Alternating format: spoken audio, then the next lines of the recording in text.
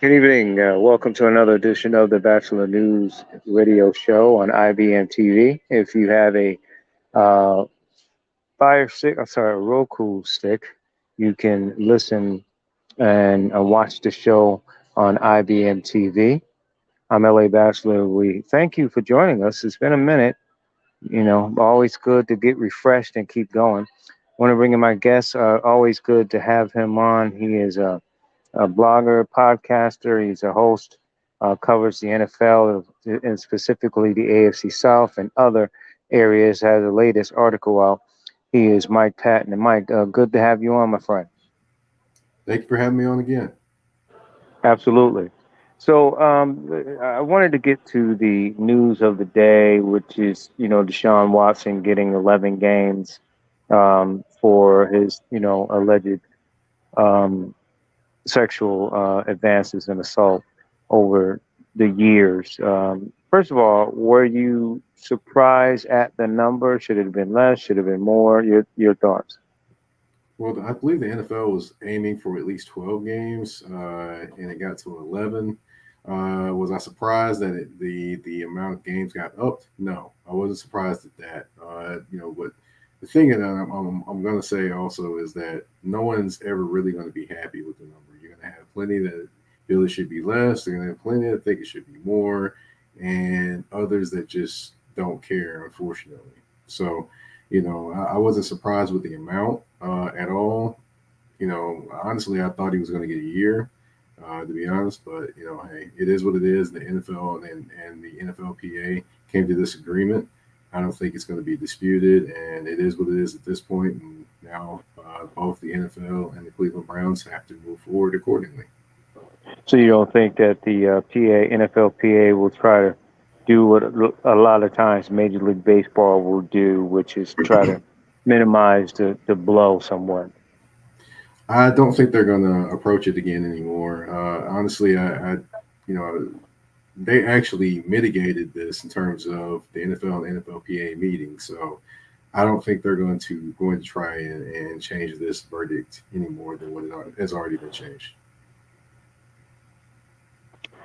Talking with Mike Patton here on the Bachelor News Radio Show. Mike, the just to stay with that, I mean, Mr. Watson is, maintaining his innocence, as which you would, and I guess most people would expect to do anyway.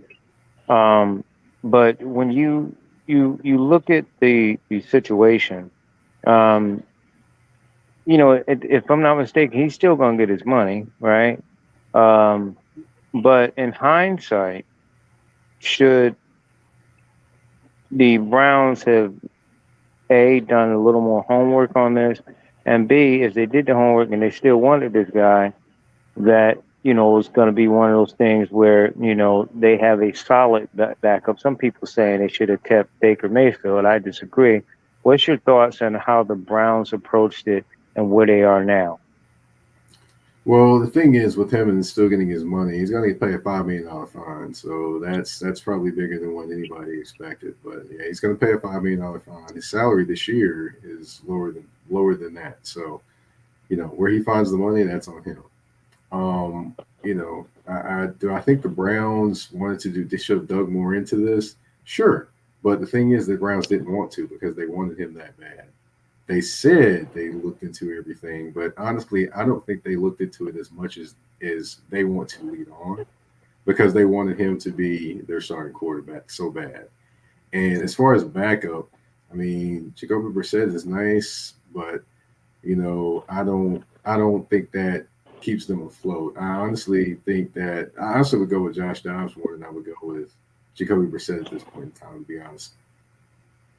Wow, you would go. I know, I thought didn't get a fair shake at Pittsburgh, but you would go with a guy, if I'm not mistaken, a lot less experienced than a guy who has some and had some success, when before he got hurt and ended. Well, I would go with Dobbs. The reason why I would go with Dobbs is because Dobbs is a pretty cerebral quarterback. He does have the ability, the athletic ability, and he does have the arm. As much as people talk about Jacoby Brissett and being this quarterback and that quarterback, I'll be honest. Jacoby Brissett doesn't remind me of Deshaun Watson.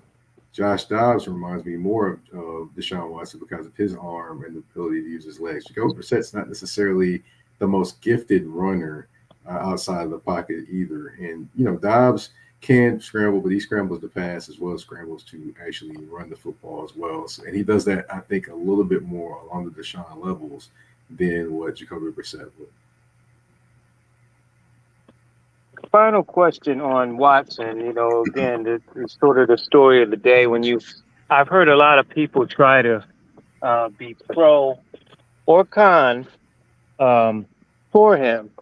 And the comparison came now, Michael Vick. Those who think that, you know, Deshaun's getting picked on because he's black, because he's a quarterback, innocent until proven guilty, are saying they did that with, Michael Vick. They kind of persecuted him. Those who feel that Vick was guilty and they couldn't wait to protest this, that, and the other are static in a lot of ways and wanted more when it came to Watson. Can you see any comparisons in those particular cases? The only glaring comparison, they're both athletic and they're both black. I mean, that's literally the only comparison I got there. Be honest, two total different situations. And, honestly, in both situations, you can say what you want to say about either one of them. Do I think, um, you can say what you want about either situation. As far as the Deshaun Watson situation, I mean, people can tell me what they want to tell me, but, you know, somebody's got the better chance of winning the lottery twice for big money than all 26 women telling a story. So people need to think on that, and then also people need to also understand and they don't want to put themselves in these situations. Like, for example, if one of these women was their auntie, their cousin, their sister, their mama, they would think a lot differently about these situations than with some of the comments that I've heard and said. But like usual, people don't want to put themselves in these situations and try to understand these situations. They just want to say, "Oh, well, they're trying to get this man because of this. They're trying to get him because he did this, this, that, and the other." And I'm like, you got to think. The Houston Texans would be really stupid to mess around and try to get back this man because they would, in essence, lose their franchise. The guy would be able to lose his franchise. So no, it doesn't make sense. And I talked to somebody from Houston about this, and they tried to put two and two together themselves, and like it wouldn't make sense to do any of that because basically in the end they would lose money. Yeah, great point. That would be stupid. They would have egg on their face anyway if they did Right. anything Oh, and can I say like one other that. thing too? Talk about, yeah, sure. One other thing I want to say too is, a lot of people are saying, well, he should have not gotten this many games for time served. But people don't understand he wasn't suspended last year. It was an agreement between Right. him and the Houston Texans that he didn't want to play. And he said he didn't want to play for them. So the Houston Texans let him sit at home and they paid him his money. In any suspension, they are not paying you your money. So in essence, it was not a suspension. It was a decision that was made. So it was not a suspension, people. Quit saying the foolishness and learn what the definition is of a suspension.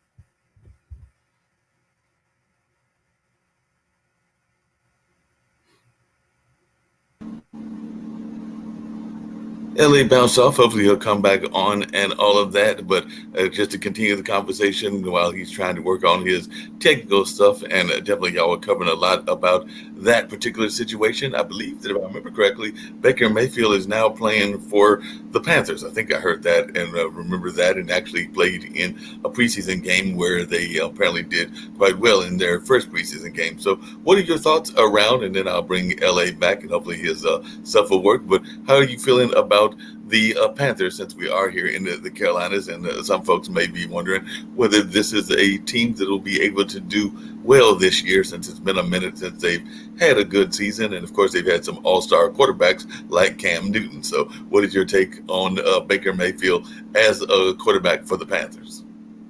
Well, the Panthers had to do something. To be honest, they couldn't go back with Sam Darnold being the starting quarterback. They just could not do that. However, Matt Rule is trying to play this guessing game of who's going to be the starting quarterback, and I'm like, man, just give Baker Mayfield the starting quarterback position and see what it is, because you cannot go back with Sam Darnold. You can't go with Corral from Ole Miss because he's not ready. So go with it. Try to make it work. But the whole thing here is, if the if the running game is not working with Christian McCaffrey, then neither one of those quarterbacks are going to be successful. The passing game is going to come up short, and the Panthers won't be the team that people want them to be in the Carolinas. Gotcha. What is your thoughts about how the NFL is going to play out this year? I know a lot of people were thinking that one of those early preseason games was a preview of what the NFL thinks will be the Super Bowl. And I can't remember whether that was the Baltimore Ravens or some of the other teams, but it was basically like a rerun of last year. But what is your take on who's going to be there, and who are some of the surprise teams that you think folks might be needing to look at, that folks may not be expecting to be in the playoffs or even in the Super Bowl, but you think they have a good shot? All right. Well, as far as that, hadn't really sat down and thought about it just quite that much, but I will say this: the Colts will be there in the playoffs this year, in my opinion. I mean, I think the upgrade in in quarterback play should help them get there. In having a smarter, savvy veteran in Matt Ryan as opposed to Carson Wentz, kind of tries to play hero ball just a little bit too much. So I think he'll be there. He'll help take them there, I should say. Of course, I think the Cowboys have a really good shot to win the NFC East. However, the Eagles are a team that I would say would probably repeat out of that division. As far as a surprise team, I can't say the Arizona Cardinals would be. However, they do start fast and always end pretty slow. So I can't really go like, hey, that could be the team. But I'll definitely say whoever loses the NFC East could potentially be a team. Could potentially be a team. And a team I also would look out for, maybe the Minnesota Vikings, maybe, depending upon how that defense does. But I still say the NFC North is Green Bay's to lose. Even with all the attrition that they've had in terms of the wide receiver spot and other spots in terms of the offensive tackle position. So I just think those are a few teams. I think the 49ers and the Rams will still be there at the end. AFC, it's wide open. You can pick any. You can close your eyes and pick a team from the AFC West, to be honest. As far as the AFC South, I think you may get two teams out of there. AFC North, you potentially get two teams out of there. So it's going to be highly competitive. 10 wins is not going to assure you the playoffs in the AFC this year. So it's going to be highly competitive. I don't know if the Bengals make it this year, but I can say potentially, Pittsburgh could surprise some people, but it totally depends upon quarterback play and how that defense gets back to the stingy ruthlessness that they have been in and can be. Yep, that'll be interesting. I know I've got some friends that are Baltimore Ravens fans, and definitely it seems like they might have a good shot. But of course, they've got to get past Kansas City. So, what are your take on those two teams? And my brother, even though I hate to admit it, is a Bears fan. Because, like I said to you earlier, I'm a diehard Vikings fan, and I've got some friends that are fans of the Packers. So, do you think that any of those four teams have a legitimate shot? All right, as far as Kansas City, yes, definitely. I mean, they'll be fine. They'll figure things out. People forget Andy Reid once had he had a bunch of no names as his number one receivers at one point. So people got to understand that. I mean, Andy Reid can make offense out of anything. Mhm. So I'm not worried about Kansas City not being there. As far as Baltimore, the Lamar Jackson slander has got to stop. People got to understand. Look, he is a dynamic weapon. People kill me with the passing game. Talking about the passing game of Lamar Jackson. Did y'all not watch him play at the University of Louisville? He was a pretty good passer there. It's just the thing is the offense and Greg Roman and how that thing goes with him. Greg Roman has never developed any quarterback. Look at Colin Kaepernick. Look at what he did in Buffalo, and look at what he's doing now in Baltimore. He's never developed a quarterback. Always had a strong running game, but never been able to develop a passing game anywhere he's been. Yet he continues to get head coaching jobs. Go figure. I mean, or offensive coordinator jobs. Go figure. So those two teams, yeah, I definitely can see them in the running, and back up to Lamar Jackson. Hey, people. But as far as the Minnesota Vikings offensively, hopefully they stick to the things that they do offensively. Of course, you got to factor in the trio of Thielen, Justin Jefferson, and Osborne who are wide receivers. So definitely going to have some things there. Hopefully, Irv Smith stays healthy. But of course, the running game is going to be an engine to it all. And defensively, hopefully they can rebound from a little bit of their atrocities. As far as the Bears, I'm not picking them to do great this first season. I think they still need some talent upgrades at wide receiver. Tight end. You're looking at who's there. You don't know. And then as far as the running back position, need David Montgomery to become the guy, not just be a guy. Defensively, still have a few things to work out. You do have a talented safety there, but they've just got a lot of things to work out up front as well, especially with losing two of their key players in the offseason. That makes a lot of sense. And what about the Packers? Because, like I said, I do have a friend that is very much a Packers fan, and of course, the Packers have always been a great football team. But I was wondering your take on the Packers and all along those lines. All right, as far as the Packers, I mean, they do get Tomlin back, Tanyan back at tight end. They're going to depend on a lot of young guys at the wide receiver spot. I keep an eye on Amari Rogers and Christian Watson. Those be a couple guys I kind of keep my eye on, along with Alan Lazard. As far as running back position, of course, they're deep there, so I would depend on them probably early to use the running game to kind of offset the youth wide receiver. David Bakhtiari being hurt is kind of an issue with that knee. I mean, that knee hasn't been right in a couple of years. Defensively, I still think they're deep there. I still think they're talented. So I would depend on their defense and the running game to kind of get them going a little bit early. And then as the season goes on, the young receivers get comfortable. The passing game will probably pick things up. So I think they'll be a little slower starting potentially to start. And then as the season goes on, they'll get a little better, in terms of balancing the game, balancing their offense, I should say. And, roughly, about 10, 11 wins, maybe 12, just depending upon, how quickly they adapt and adjust. That makes a lot of sense. We're going to take just a quick commercial break. I did see that LA popped back in, and he may have some questions for you. I know one of the things that was crossing my mind, and I'd love to hear your thoughts about it after this quick commercial break about somebody that's actually got their own brand of golf equipment that is a young gentleman and all of that. And I think you'll be impressed with what they're all about. But, one of the big retirements was Serena Williams. I'd love to hear your thoughts around that. And so maybe LA has some other thoughts, but let's take this quick commercial break. A 10-year-old founder of a company, meet Carter, ladies and gentlemen.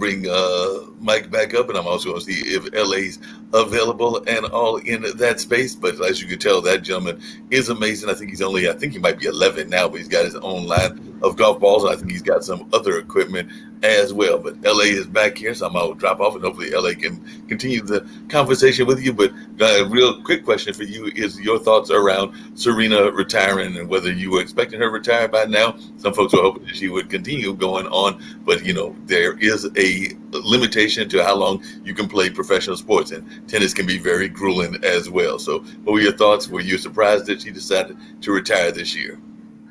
Well, I would say I would be careful using the R word around her. Her word is evolving. But as far as Serena Williams retiring, well, evolving, I should say, I'm going to continue to say that because I don't want to be caught saying the R word, and if she hear me, she won't challenge me to the tennis match, and that will hurt. But definitely, I did expect it eventually to happen.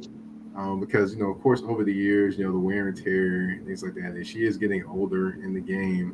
And you would love to see her go out on her terms more than going out on the terms of injuries and not being the same and things like that. And I applaud her for making that decision. I know it's a very hard decision to make.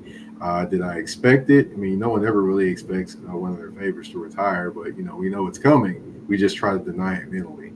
And to be honest with you, I think she has got to be in consideration for the greatest of all time, man or woman, because any person that carries another human being in their stomach while they are winning a Grand Slam deserves all the honor and praise that they're getting.